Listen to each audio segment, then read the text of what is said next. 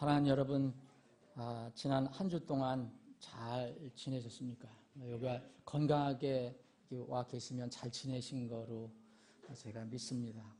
제가 이렇게 왜 여쭤보냐면,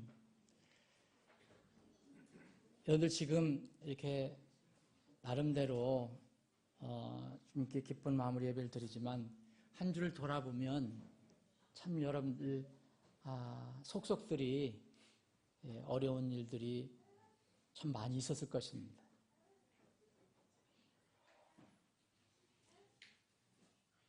이야기를 하지 않더라도, 남에게 하소연하지 않더라도 분명히 그 삶에 어떤 어려움이 분명히 있었을 것입니다.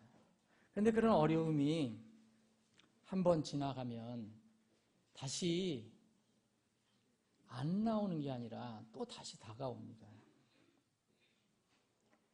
하나님의 말씀, 성경을 보아도 인생에 대해서 어떻게 이야기하고 있습니까? 절망을 이야기하고 있습니다. 인생에 대해서 절망을 이야기하고 있어요.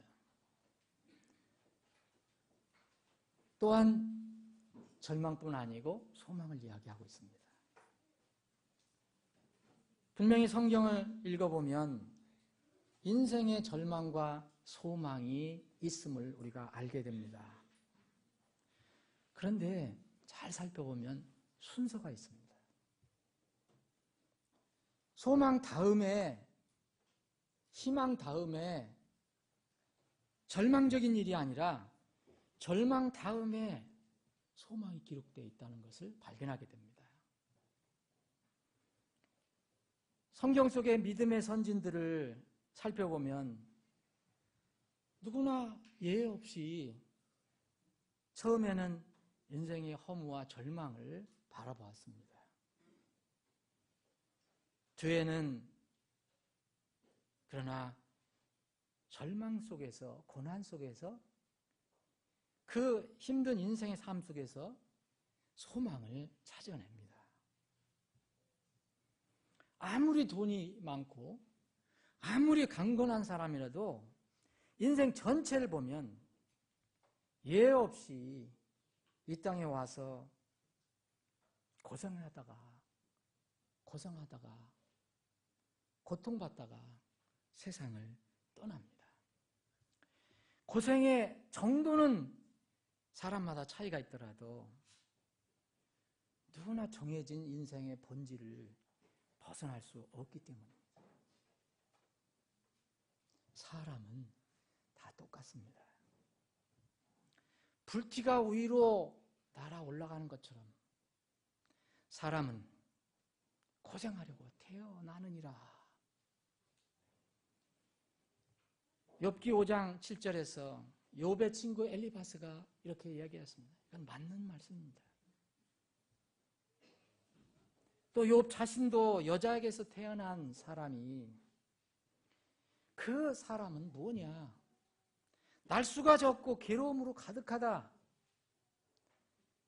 꽃과 같이 자라나서 꺾이고 또한 그림자같이 사라지며 계속해서 머물지 아니한다. 모세는 124를 살다가 주님께 간 모세는 이렇게 얘기했습니다. 시편 90편 10절에 보면 우리의 햇수의 날들이 70년이요 강건하면 80년이라도 그 햇수의 위력은 수고와 슬픔뿐이다. 그 위력이 곧 끊어짐에 우리가 날아가 버리나이다. 요새는 100세 시대를 이야기합니다. 여러분 여기서 조금만 더 이렇게 차이가 있을 뿐입니다. 모세가 얘기한 70년이요 우리 햇수의 날들이 70년이요 강건하면 80년이라도 이거를 여러분들이 그럼 요새는 100세 시대인데요 우리의 햇수의 날들이 80년이에요 강건하면 90세라도 90년이라도 이렇게 바꿔도 별 차이가 없습니다. 그 횟수의 위력은 수고와 슬픔뿐이다. 그런데 그 위력은 곧 끊어져 휙 날아가 버리나이다 라고 얘기합니다. 인생은 분명히 절망이 있습니다. 이걸 보면 절망입니다. 그런데 또 우리가 잘 살펴보면 이 소망이 있습니다. 오늘 말씀은 사도행전 27장의 말씀입니다. 사도행전 27장. 우리 친구들 조용히 앉아서 예배를 드려야 돼요. 왔다 갔다 하지 말고. 사도행전 27장.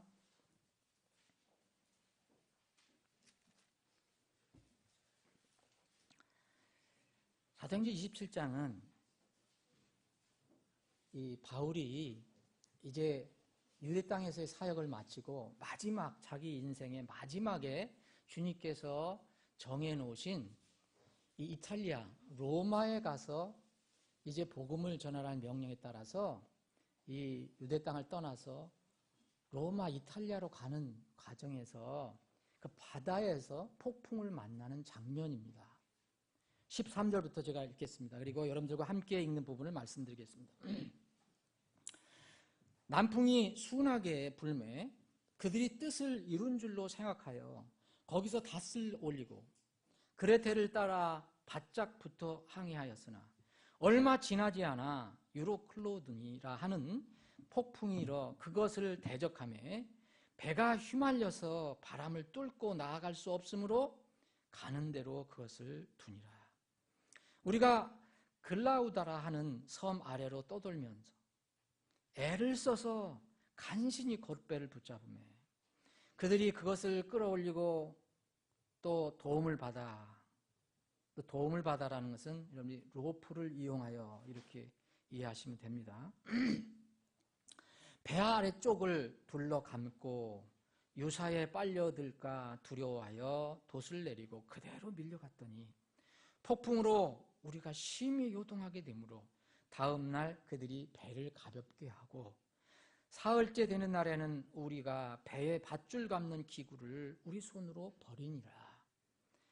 여러 날 동안 해도 별도 보이지 아니하고 작지 않은 폭풍이 우리를 덮치매 우리가 구원받으리라는 희망이 다 사라졌더라.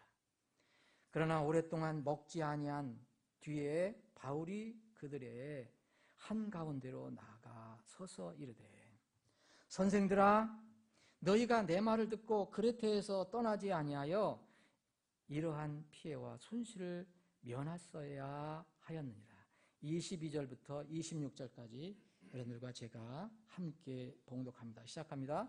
이제 내가 너희를 권하노니 기운을 내라. 배만 이를 뿐 너희 중 한 사람도 생명을 잃지 아니하리라.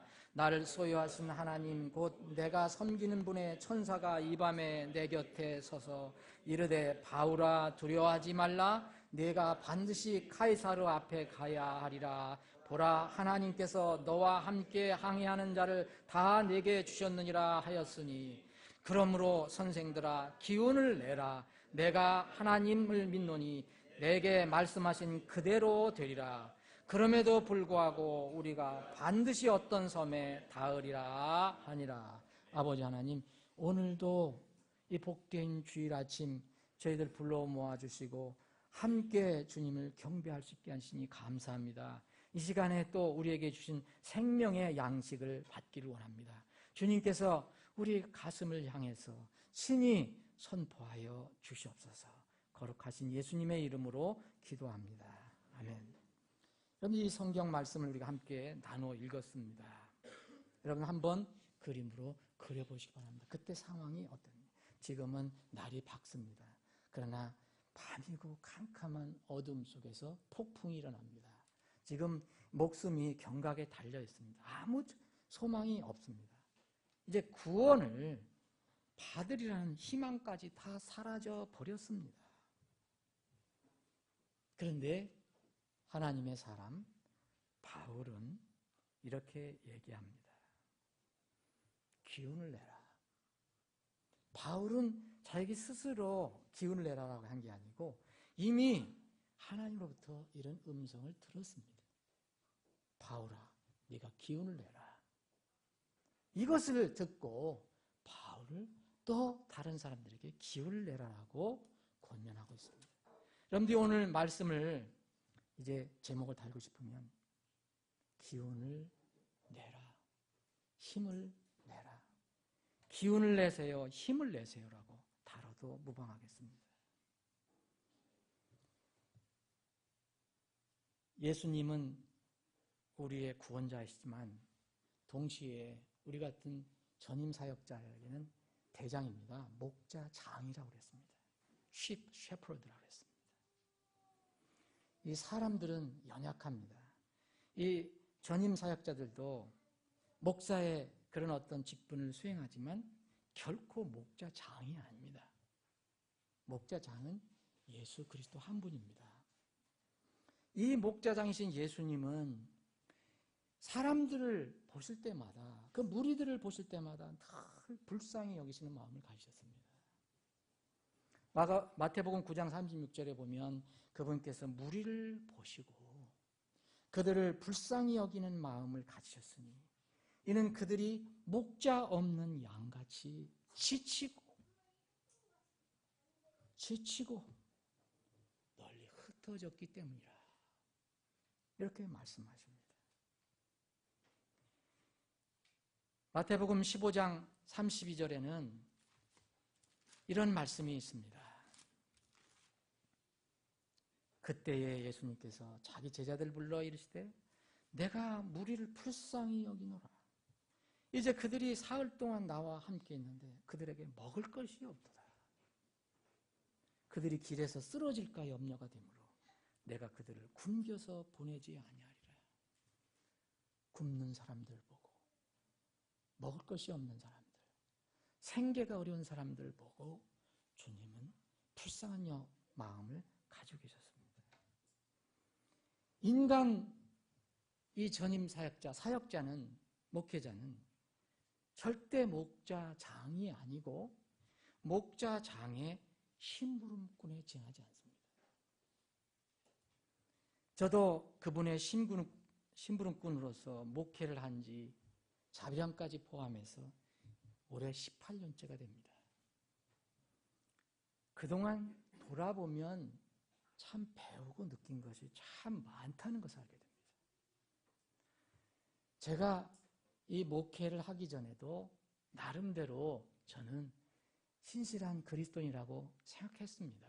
주님께서 판단하시겠지만, 그런데 그 이후로 제가 주님의 부르심을 받고 전임 사역을 시작하고 난 뒤에는 그 전에 제가 배우지 못한 것들을 많이 배웠습니다. 그것은 일반 성도로서 느끼지 못하는 것들을 이제 제가 전임 사역자로서 느끼고 배운 것입니다.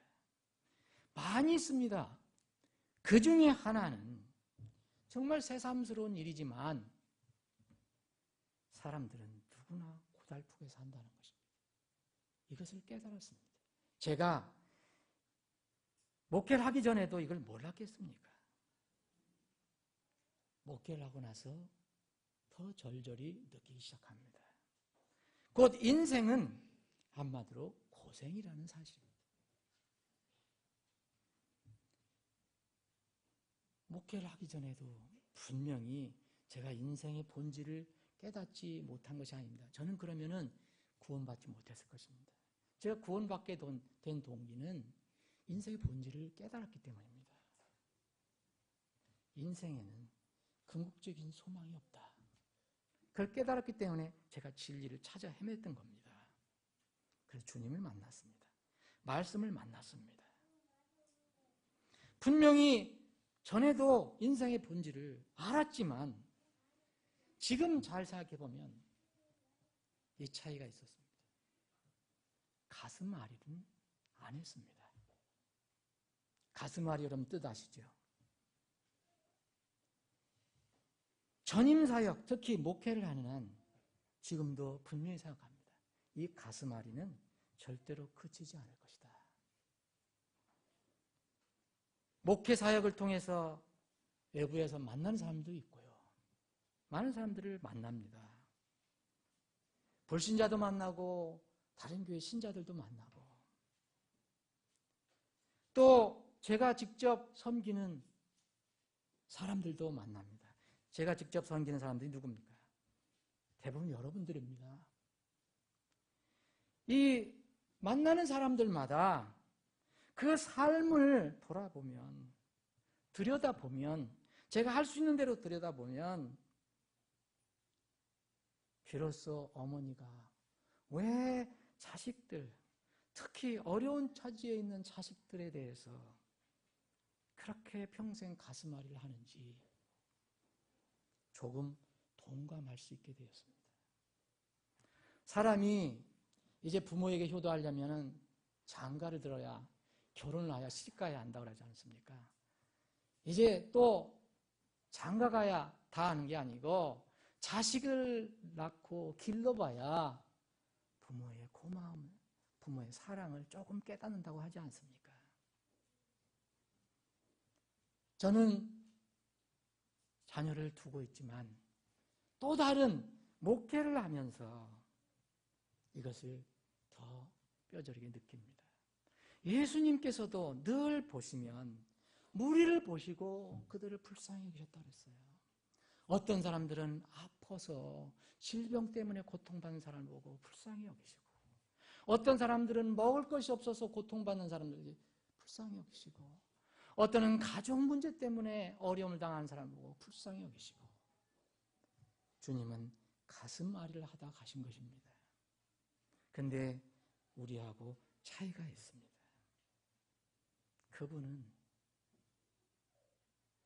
필요하시면 능력을 발휘하셔서 그 문제를 해결해 주셨습니다. 근데 인간 이 사역자는 주님처럼 그렇게 할 수가 없습니다. 주위 사람들이나 지체들의 일상의 삶을 잘 들여다보면 여러분, 이 신문에, 여러분들이 읽는 신문에 사회면을 읽을 때의 느낌과 비슷합니다. 우리 친구들 잘 앉아서 예배를 드려요. 왔다 갔다 하지 말고. 응? 이 사회, 여러분 사회면 일면을 보십시오. 복잡한 이야기들이 많습니다. 슬픈 이야기가 많습니다. 때로는 분노를 일으키는 그런 이야기들이 많이 있습니다. 때로는 황당한 이야기들도 섞여 있습니다. 이런 것들이 뒤섞여 있습니다. 이것이 세상 신문의 사회면입니다. 저는 여러분들의 일상의 삶을 대부분 잘 압니다. 여러분들은 얼마나 아시겠습니까? 10%밖에 모르지요. 저는 90% 내가 나만 알고 있습니다. 그럴 수도 있습니다. 그러나 저는 여러분들의 삶을 대부분 조금씩 다 압니다. 전혀 저분들이 어떻게 사는가 이걸 모르는 분은 제가 거의 없습니다. 어떤 문제가 있고 어떤 관계가 있고 가족에 어떤 문제가 있고 대부분 압니다. 이걸 보면 세상신문의 사회면과 별로 다를 바 없다. 모두 삶의 무게로 허덕이는 사람들의 이야기들입니다. 매일 생계 때문에 고투하는 분들이 있습니다. 영어는 스트러글 한다는 겁니다. 어떻게 우리말로 표현하기 어려운데 맨날 이렇게 이 씨름하듯이 싸는 사람들이 있습니다. 생계 때문에. 빈 문제로 허덕이는 사람들도 있습니다. 질병과 싸우는데 지쳐가는 사람들도 있습니다. 자녀들 교육과 양육 문제로 낙심하는 사람들도 있습니다. 가족의 구호 문제 때문에 늘 신경을 쓰는 사람들이 있습니다. 인간관계에 또 갈등이 일어나서 마음의 평안을 잃어버린 사람도 있습니다. 또 어떤 분들은 육신의 정욕이 이끄는 대로 이리저리 끌려다니는 사람들이 있습니다. 그러면서도 곧 후회를 또 합니다. 자기의 본성적인 성격을 통제하지 못해서 일을 해놓고 나서는 꼭 후회하는 사람들이 있습니다. 젊음의 그 세월을 과거로 실어 보내고 우울해하는 사람들도 있습니다. 사회, 여러분 일면, 신문 사회면에도 이런 사람들 많이 나옵니다. 은퇴할 나이가 되어서 미래에 대해서 불안한 사람들도 있습니다. 이런 사람들 끝이 없이 우리가 그 항목을 나열할 수 있습니다. 제가 만나고 듣고 같이 교제하고 하는 이런 분들을 볼 때마다 제가 세상 사람들은 어찌할 수 없어도 이런 사람들을 알 때마다 마음 아프고 안쓰럽습니다. 어떻게 도우면 좋을까? 고민도 해봅니다. 신방을 한다, 상담을 한다, 교제를 해서 어떻게든지 권면하고 위로하고 격려해 보려고 하지만 그럴 때마다 목회자로서 그 문제의 근본을 해결해 주지 못하는 그런 점 때문에 무능력을 절감만 합니다. 이런 면에서 목회 세월이 갈수록 가슴 앓이는 더 심해질 거라고 생각합니다. 예수님도 십자가에 달리기까지 점점 더 그러하셨습니다. 예수님은 달리시기 직전에 우셨습니다. 그 예수님의 마음은 점점 이 세상에 대해서, 세상 사람들에 대해서, 어떤 사람은 가난하고 병들고 이래서 슬퍼하셨지만 어떤 사람은 자기 마음을 어떻게 통제할 수 없고 그 세상에 끌려다니는 모습 때문에 또 우셨습니다. 인생의 본질 때문에 우셨습니다. 그런데 예수님은 능력 있으신 분입니다. 우리 인간 사역자들과 다른 분명한 차이가 있습니다. 마태복음 20장에 보면 눈먼 두 사람이 예수님께 간절히 얘기합니다. 눈먼 두 사람이 예수님께 소리를 지릅니다. 주여, 우리의 눈을 열어주세요. 맹인입니다. 이럴 때 예수님께서 그들을 불쌍히 여기시고 그들의 눈에 손을 대십니다. 그러니까 그들이 눈이 열려집니다. 그래서 시력을 받게 됩니다. 그랬더니 그들이 주님을 따라가기 시작합니다. 이런 경우가 참 많습니다. 불쌍한 사람들 주님께서 고쳐주시기도 하고 또 도와주시기도 합니다. 이분은 목자장입니다. 그런데 인간은 목자장이 될 수가 없습니다. 주님을 닮아간다고 하고 주님을 따른다고 하지만 이 사역을 하면 할수록 그 사역자 자신의 무능력을 절감하게 됩니다. 이런 면에서는 이 목회 세월이 갈수록 가슴 앓이는 더 심해질 것이 분명합니다.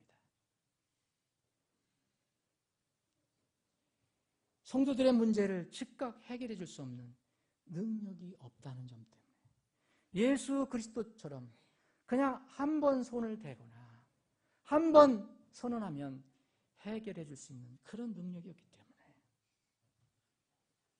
자신감이 점점 떨어질 수 있습니다. 이 사역이 점점 어렵게 다가오기도 합니다. 그래서 본능적으로 어떤 도움을 찾게 되는 것 같습니다. 물에 빠진 사람은 마지막 정말 지푸라기라도 잡는다고 하지 않습니까? 그래서 저는 제가 목회를 하는 동안만이라도 어디 가느다란 도움의 줄이 없을까? 있으면 꼭 붙잡고 싶은 생각입니다. 나 자신에 대해서는 더 이상 기대할 수 없기 때문입니다. 오직 전능하신 주님의 능력과 은혜와 긍휼, 그것만이 해결할 수 있기 때문에 저는 그것을 전적으로 구할 수밖에 없습니다. 그래서 주님의 능력을 늘 생각해 봅니다. 이럴 때 나는 절망적이요 주님은 소망적입니다. 이럴 때 자신에 대한 절망과 함께 주님에 대한 소망 때문에 그것으로 인해서 무릎을 꿇지 않을 수 없습니다. 엎드리지 않을 수 없습니다. 주님께 능력을 구하는 기도에 매달릴 수밖에 없습니다.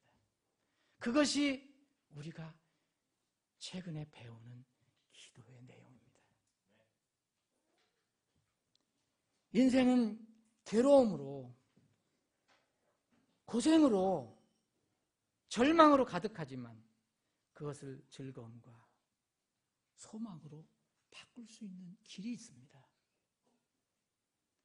인생의 절망을 소망으로 바꿀 수 있는 길은 딱 하나밖에 없습니다.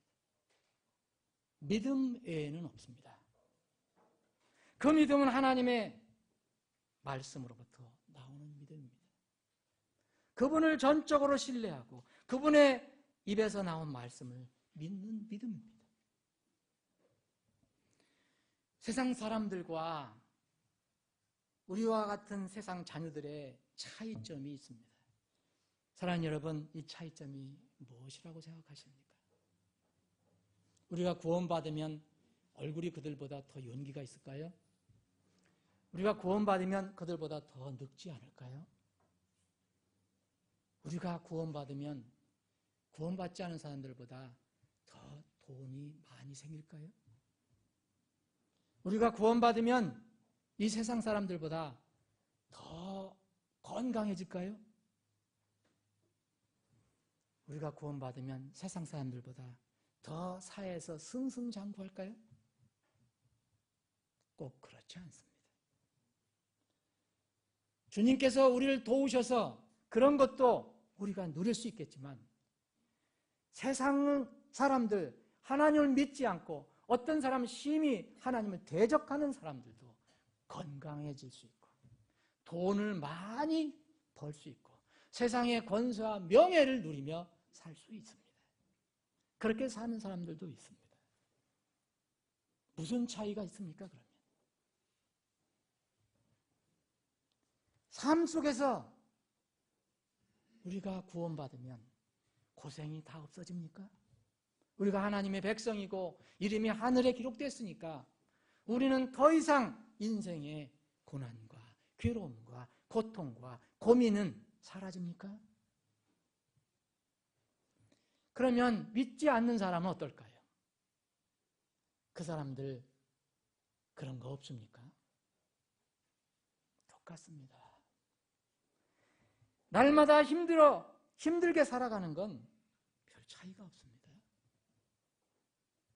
구원받은 사람도 잘 사는 사람이 있고 구원 못 받은 사람도 세상에서 정말 뻑적지근하게 사는 사람도 있습니다. 구원받은 사람이 건강하게 사는 사람도 있고 구원받지 않은 사람도 건강하게 사는 사람이 있습니다. 반대의 경우도 있습니다. 구원받은 사람, 가난하게 사는 사람이 있습니다. 구원받지 못한 사람도 지질이 못 사는 경우도 있습니다. 무슨 차이가 있다는 겁니까? 다 같이 고통하고 힘들게 살아가는데 무슨 차이가 있습니까? 차이 있습니다. 믿음의 차이입니다. 세상 사람들은 하나님 말씀에 대한 믿음이 없습니다. 하나님에 대한 믿음이 없습니다. 그러나 우리는 아무리 가난하고 병들고 힘들게 살아도 그들이 가지고 있지 못한 믿음을 가지고 있습니다. 하나님의 말씀을 가지고 있습니다. 우리의 하나님 아버지를 모시고 있습니다. 이것이 차이입니다. 이 고생스러운 삶이 잠시 동안이라는 것을 믿는 것에 차이가 있습니다. 이 고생스러운 삶이 영원히 계속되지 않고 곧 소망으로 바뀐다는 것, 이것을 믿는 믿음에 차이가 있습니다. 이 세상에서의 이 짧은 삶이 끝나면 저 하늘에는 이 땅에서 비교할 수 없는, 이 땅에서 우리가 겪는 그 고통과 고생과 그 괴로움, 비교할 수 없는 영광스러운 삶이 우리를 기다리고 있다는 것을 알고 소망하는 자의가 있습니다. 이렇습니다. 고린도후서 4장 자 8절부터 여러분 보십시오. 우리가 사방에서 고난을 당하나 우리가 삶이 그렇습니다. 괴로워하지 아니하며 난처한 일을 당하나 절망하지 아니하고 핍박을 받으나 버림받지 아니하며 거꾸러뜨림을 당하나 망하지 아니하고 우리가 항상 주 예수님의 죽으심을 몸에 짊어지면 예수님의 생명 또한 우리 몸에 나타나게 하려 합니다. 살아있는 우리가 예수님을 인하여 항상 죽음에 넘겨짐은 예수님의 생명 또한 우리의 죽을 육체 안에 나타나게 하려 합니다. 17절입니다. 우리가 잠시 받는 고난이 우리를 위해 훨씬 더 뛰어나고 영원한 영광이 무거운 것을 이루느니라. 로마서 8장 18절에 이런 말씀이 있습니다. 내가 생각하건대 현재의 고난들은 앞으로 우리 안에 나타날 영광과 좋게 비교될 수 없도다. 그러나 믿지 않는 사람들은 우리와 똑같이 때로는 고난당하고 난처한 일을 당하고 핍박을 받을 수도 있습니다. 거꾸로 트림을 당할 수도 있습니다. 그런데 이런 소망이 없습니다. 괴로워하지 않고 절망하지 않고 버림받지 아니하고 망하지 아니하고 잠시 받는 가벼운 고난이라고 생각할 수 있는 그것이 없습니다. 훨씬 더 뛰어나고 영원한 하늘의 영광이 무거운 것이 없습니다. 그래서 믿지 않는 사람들은 이런 소망이 없기 때문에 오직 땅에서의 육신의 삶에 소위 얘기하면 올인을 할 수밖에 없는 겁니다. 그러면 우리가 날수가 적고 괴로움으로 가득한 인생, 삶의 무게가 무거워질 때, 이 지칠 때 어떻게 해야 될까? 주님께서 오늘 말씀을 통해서 힌트를 주십니다. 오늘 말씀은 말씀드린 대로 바울이 로마로 가다가 바다에서 폭풍을 만난 장면입니다. 혼자 있었던 게 아니고 많은 사람들과 함께 가는 과정이었습니다. 여기 오늘 우리가 읽은 부분에 보면 남풍이 순하게 불매 그랬습니다. 그들이 뜻을 이룬 줄로 생각하고 사람들은 다 인생을 그렇게 시작합니다. 자, 내가 앞으로 잘 될 거야.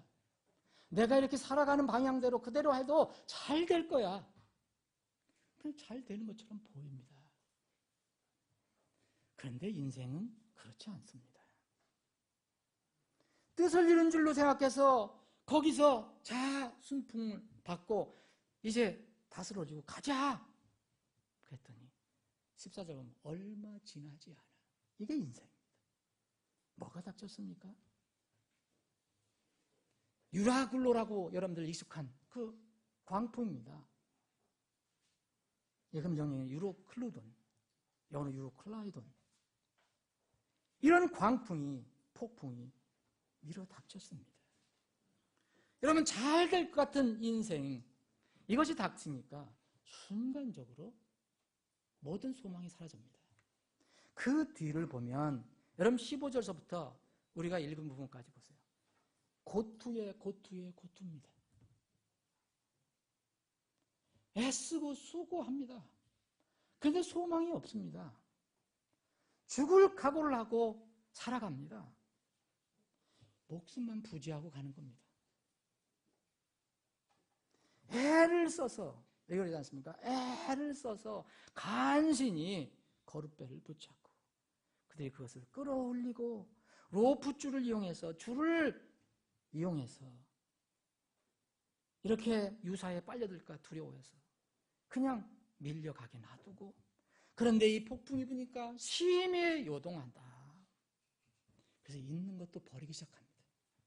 이게 인생이거든요. 가지고 다 갈 거로 생각합니다. 그런데 마지막에 주님께서 시련을 줄 때는 이 사람들이 목숨만은 살기 위해서 뭘 합니까?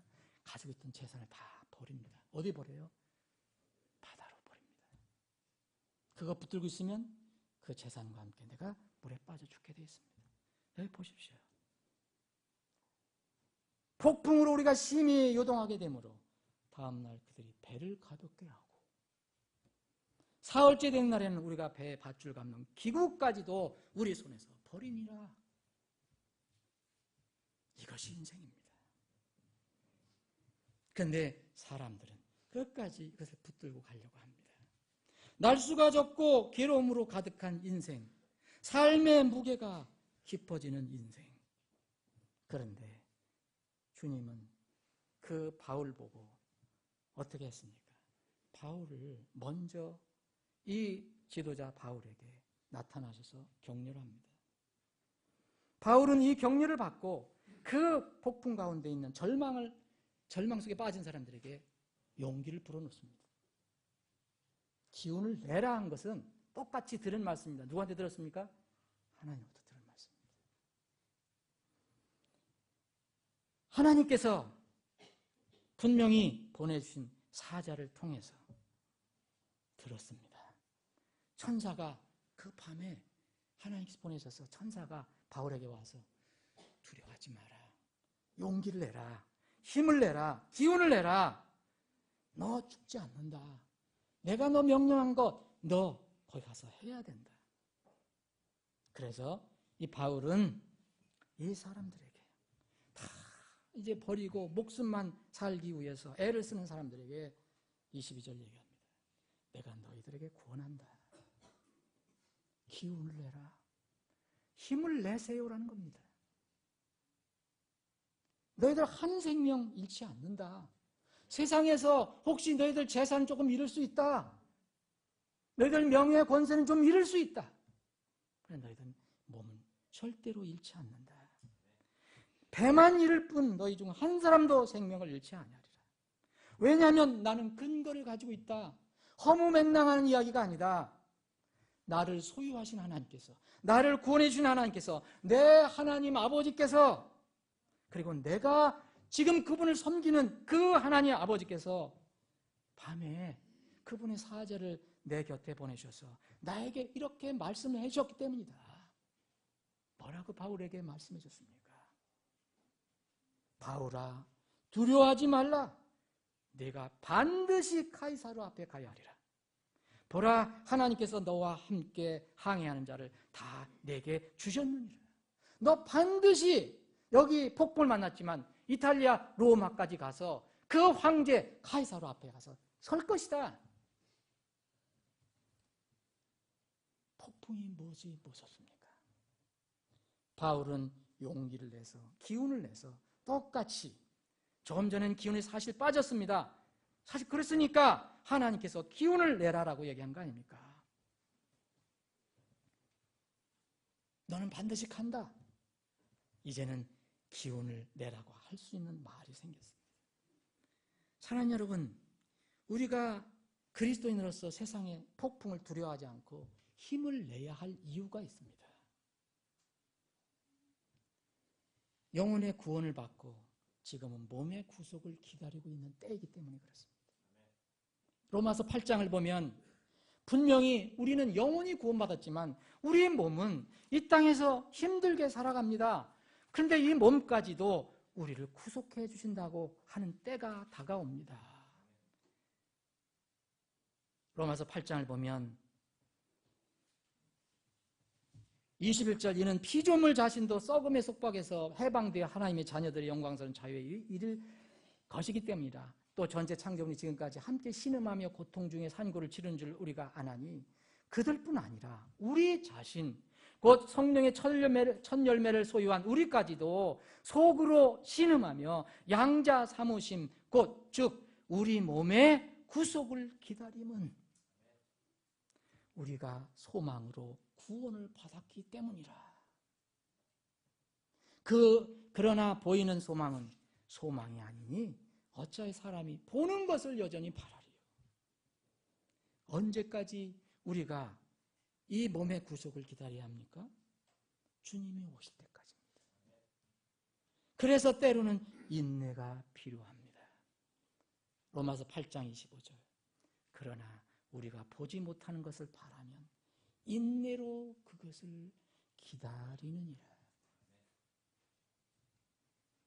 왜 우리가 이 세상의 힘든 삶 속에서 또 두려워하지 않고 힘을 내야 할 이유가 뭐가 있습니까? 두 번째, 우리가 이 세상에서 환난을 겪지만 이미 주님께서 승리하셨기 때문입니다. 우리의 주인이신 주님이 만약 승리하지 못하셨다면 우리도 승리를 보장받을 수 없습니다. 그러나 주님께서 우리에게 이런 약속을 주셨습니다. 요한복음 16장 33절입니다. 너희에게 이 일들을 말하는 것은 너희가 내 안에서 평안을 누리게 하려 함이니라. 세상에서는 너희가 환난을 당하나 기운을 내라. 힘을 내라. 내가 세상을 이기었노라. 그래서 주님께서는 제자들에게 안심하라. 여러분, 안심하라고 기록된 거, 흠정역이 번역된 걸 보면 사실 기운을 내라, 힘을 내라는 겁니다. 영어로는 be of good cheer라는 말입니다. 격려를 받아라, 힘을 내라, 용기를 내라, 기뻐하라. 왜 우리는 이 인생의 폭풍 속에서도 우리가 기운을 내야 합니까? 우리는 세상에서 복음을 전하고 구령해야 할 사명을 받았기 때문입니다. 여러분, 우리가 힘이 없고 우리가 세상 세파에 흔들리면 우리가 어떤 다른 사람들을 어떻게 도울 수 있겠습니까? 바울 사도는 이 사도행전 27장의 이 사건 전에 이미 하나님으로부터 이런 명령을 받았습니다. 이때 받은 것이 아닙니다. 사도행전 23장을 보면 11절에 보면 그날 밤에 주께서, 여기 아직도 이 예루살렘에서 유대 땅에서 이 잡혀서 고통받고 있었을 때입니다. 종교인들로부터 당국에 의해서 그날 밤에 주께서 바울 곁에 서서 이르되 바울아 기운을 내라. Be of good cheer. 내가 예루살렘에서 나에 대해 증언하였듯이 반드시 예루살렘뿐만 아니고 넌 로마에 가서도 로마에서 증언하여야 하리라 하시니라. 바울은 이런 사명을 받았습니다. 로마의 카이사르 앞까지 가야 합니다. 그래서 오늘 폭풍을 만났지만 그는 이 폭풍에 질 수 없습니다. 가야 합니다. 여러분, 사도행전을 끝에 읽어보시면 이 바울 사도가 이 로마에 안전하게 도착해서 복음을 전하는 모습이 기록되어 있는 것을 아실 것입니다. 사도행전 20장 마지막 28장 30절 31절 보십시오. 확실하게 확신 있게 하나님의 왕국을 선포하며 예수 그리스도에 관한 것을 가르치십니다. 아무도 막지 못한다고 되어 있습니다. 우리는 왜 이 험한 세상에서 힘을 내야 합니까? 우리에게 주신 사명이 있기 때문입니다. 우리가 폭풍 부는 인생의 바다를 항해하지만 이 세상의 폭풍 속에서 구원의 희망을 잃어버린 고통받는 다른 사람들을 돕고 격려하기 위해서라도 우리는 힘을 내야 합니다. 오늘 본문에 힘을 내라, 기운을 내라 한 것은 뭡니까? 너에게 지금 주어진 사람이 있지 않느냐. 그래서 바울 사도는 그 나머지 사람들에게 얘기합니다. 선생들아, 기운을 내라. 내가 하나님을 믿노니 내게 말씀하신 그대로 될 것이다. 사랑하는 여러분, 이렇게 여러분들 할 수 있습니까? 제가 너무 힘들고 어려워서요. 그렇게 지금 자신이 없습니다. 사랑하는 여러분, 우리가 아무리 이 땅이 힘들고 어려워도 우리에게 주님께서 약속하신 말씀 반드시 이루어집니다. 그것에 도착합니다. 26절에 보면 그럼에도 불구하고 우리가 반드시 어떤 섬에 닿으리라. 반드시 닿게 되어 있습니다. 로마까지도 가게 되어 있습니다. 사랑하는 여러분, 이제 말씀을 한번 정리를 해보겠습니다. 여러분, 삶의 무게가 너무 무겁지 않습니까? 전 여러분들의 삶의 무게를 들을 때마다, 교제할 때마다, 상담할 때마다 마음이 무겁습니다. 그러나 저는 목자장이 아니기 때문에 즉시 해결해 줄 수 있는 능력이 없습니다. 그래서 때로는 절망감을 느낍니다. 무력감을 느낍니다. 그러나 우리의 목자장 되시고, 우리의 구원자 되시고, 우리의 창조주 되시는 주님은 전능하신 분입니다. 그분의 능력을 우리가 구할 수 있습니다. 그분의 사랑과 긍휼을 우리가 구할 수 있습니다. 그래서 히브리 기자는 히브리서 12장에 보면 참으로 우리가 이 세상 살아가는데 참으로 어려움이 있다. 우리를 얽매는 것이 있다. 무거운 것이 있다. 이것을 이제 떨쳐버리고 옛대로 우리 앞에 놓인 경주를 달리자. 우리가 이렇게 하려면 예수님을 바라보자. 그분은 우리에게 믿음을 주신 믿음의 창시자고 완성자이시다. 그분을 바라보자. 히브리서 12장 2절에 보면 우리의 믿음의 창시자시고 또 완성자이신 예수님을 바라보자. 그분께서는 자기 앞에 놓인 기쁨으로 인해 십자가를 견디사 그 수치를 멸시하시더니 이제 하나님의 왕자 오른편에 앉으셨느니라. 죄인들이 자기를 대적하여 이처럼 거역한 것을 견디어 내신 분을 깊이 생각할지니 이것은 너희가 생각 속에서 지치고 기진할 때 지치고 기진하지 아니하게 하려 함이라. 여러분 지칠 수 있습니다. 힘들어질 수가 있습니다. 그런데 완전히 기진하면 안 됩니다. 평생 약을 먹어야 할지도 모르는 이 질병과 싸우는 지체가 있습니다. 넉넉하지 못한 삶에서 아이들 양육하고 시부모님, 부모님 공양하는 하는 지체가 있습니다. 그런 사람들이 있습니다. 매일 생계를 위해서 고달프게 뛰어야 하는 그런 사람들도 있습니다. 삶의 이 모양, 저 모양 속에 고달프게 살아가는 지체 있습니다. 형제 자매 여러분, 힘을 내야 합니다. 낙심되고 힘이 빠질 때 하늘을 한번 쳐다보십시오.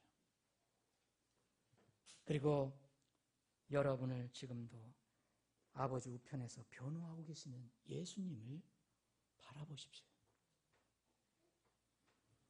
그분은 십자가의 고난을 감내하셨습니다. 우리의 모든 아주 악한 반역과 불의와 불법과 그분에 대한 모든 잘못된 것들을 다 용서하시고 그것을 견디시고 십자가에 오르셨습니다. 그분의 사랑을 생각해 보십시오. 거듭난 하나님의 백성에게는 고난 속에서도 소망이 있습니다.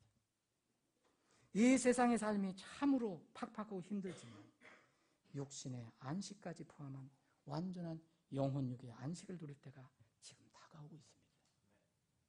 주님이 오실 때입니다. 지금 주님께서 그분의 왕자를 떠날 준비를 하고 계십니다. 이럴 때는 우리가 서로 위로하며 살아갈 필요가 있습니다. 데살로니가전서 4장 16절, 18절 제가 말씀을 읽고 마치겠습니다.